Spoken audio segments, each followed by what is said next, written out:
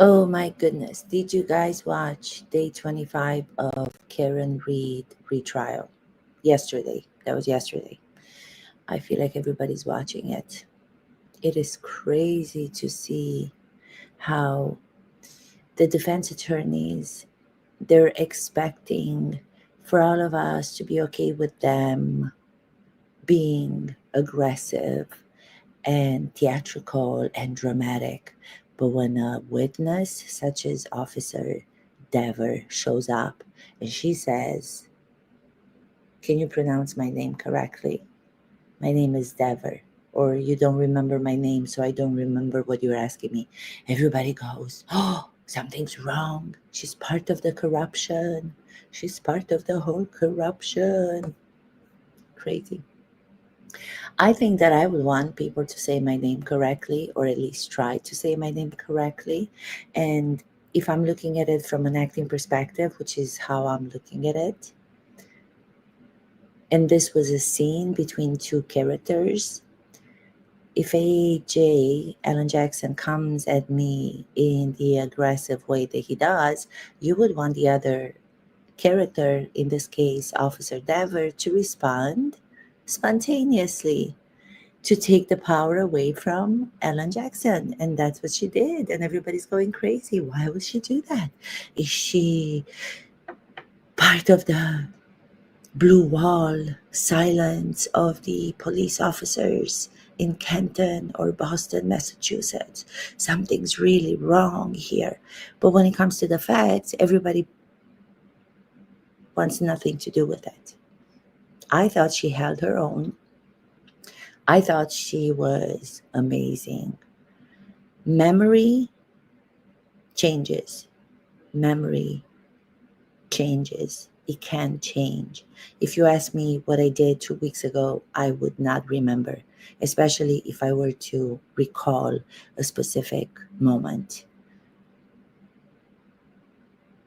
But every time someone like her or other witnesses have such a moment as she did on the stand, Karen Read supporters, analysts, and all the rest are going crazy to say that it's got to be more than what it is. But when you go into the conspiracy theory, the strategy the defense is adopting to say that all these police officers have decided to take John O'Keefe down and frame Karen Read, that's not out of this world. No, that can happen. It happens all the time. All the time. I know so many people who have done it. Crazy to me.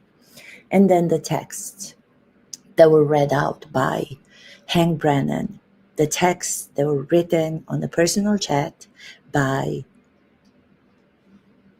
Proctor. Those texts, horrific, horrible. The friend, I forget his name. I apologize for not knowing names. I want everybody to pronounce my name correctly, but I don't know everybody else's names. He couldn't even say the names out loud, which to me shows me that not all people, which shows me that not all people are as vulgar as Proctor. He came out as very honest. The man doesn't want to pronounce these horrific names addressing towards Karen Read that were written on a personal chat. So then the prosecutor, Hank Brennan, was so smart to say, "Oh, I'll read them." Because what he did, he took the drama out of them. Rather than the first trial when Ellen Jackson or Yaneti, I don't remember, read them. They made such a theatrical experience out of the whole thing in the way they emphasized them, the way they paused. They wanted to make it so much more than what it was. Okay, the words were horrible, but this is what I don't understand. Why don't people have a problem with the voice messages that Karen Read left on John O'Keefe's phone? She called him a pervert. Why would a girlfriend call a boyfriend a pervert? That has nothing to do with what they were fighting about. It has nothing to do with it. Yet nobody's talking about it. Why isn't anybody talking about the fact that she was cheating emotionally on John O'Keefe with Higgins? Why isn't anybody making a big deal about those texts between Karen and Higgins? No, it's only choosing what works to support their conspiracy theory. That's all. When it comes to the reality, looking at the facts neutrally, no, that's not being done. I thought it was an extraordinary day. Here I am doing this again, and I don't even know if it's working. I don't think it's working, but if it is, good. If it's not, this is just a brief, short recap from an acting perspective. Like I said, why do I repeat myself? I don't know. I don't have a lot of words, so I'm going to use the same words over and over and over and over and over and over. And then you get to, I think Officer Dever, the highlight of her testimony was when she was able to say that somebody from the defense threatened her with perjury because she did not want to give her testimony the same as it was the first time. When later she found out, she realized that that couldn't have been true because of the timeline. That was huge. I don't even know. I don't even know. Like I said, I don't even know why the defense is not coming up with a different strategy this time around. Now they have a new actor on stage, the star of this whole trial. Hank Brennan, special prosecutor. When you have a new player, that player is going to bring different strategy to his role. Then you have to adjust your strategy. You can't go with the same one because it's going to seem like you're part of two different stories. The story that they're presenting, the defense, is the same as last trial. So it's almost like they're not even part of this new trial with Hank Brennan, if that makes any sense. Yeah. And then the last witness yesterday, we had Dr. Russell. Dr. Russell, whom we find out she wants to be in the spotlight. It just seems like this whole trial, retrial, the same with the first one, but this one even more so, I think. It is all about who gets to be in the limelight the most.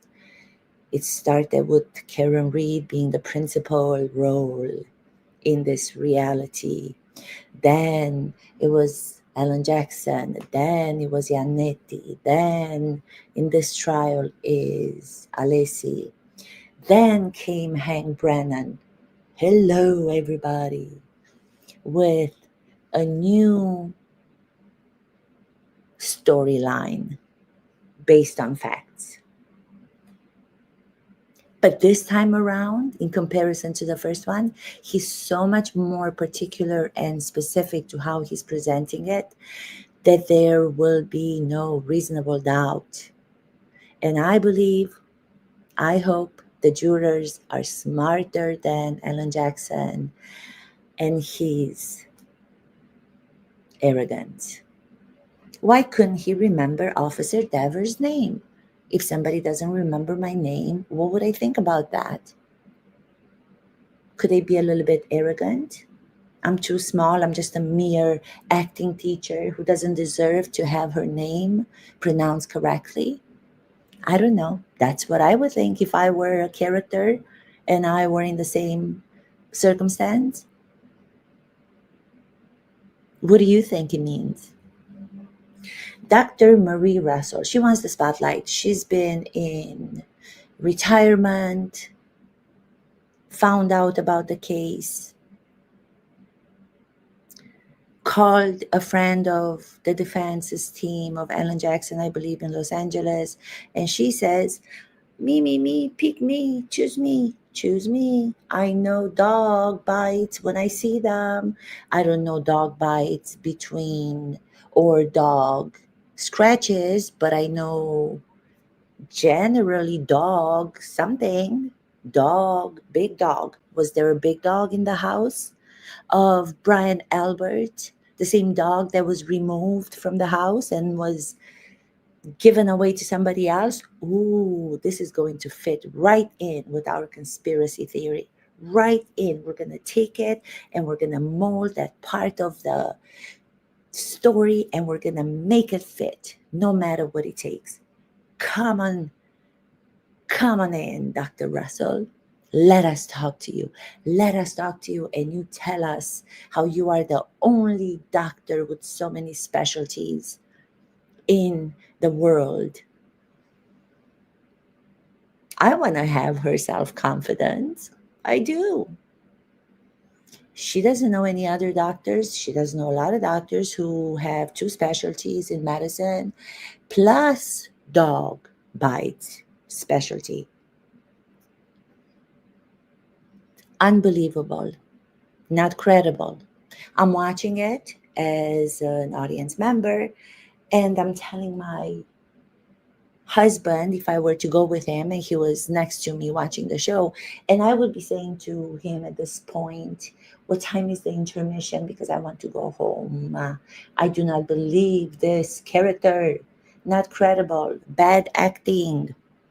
Bad acting. Bad acting is not based in truth. Great acting is based in truth. Most people don't know that. Most people think acting is about pretending. The pretend is the fictional story. The acting in the pretend fictional story is based on truth for the great actors. They have to sustain it, sustain the truth, because if you don't, the audiences are smart enough to understand that you are lying, and lying doesn't do very well for the audiences. It doesn't bring you in. It doesn't emotionally involve you into what you are seeing. So it's the same with characters on a stand, with witnesses in a trial. I do not believe this woman. I do not believe her. She's had so much time to prepare for this trial, and she's still thinking about what she's saying, trying to put that piece of the puzzle and twist it and turn it and make it into a different figure to put it in and fit the conspiracy theory of the defense, of the framing of Karen Read, and satisfy her supporters. This is all for today. Thank you so much. I'm going to watch the trial. It's going to be starting in about half an hour. Thank you, everyone. This is Mihaela acting out.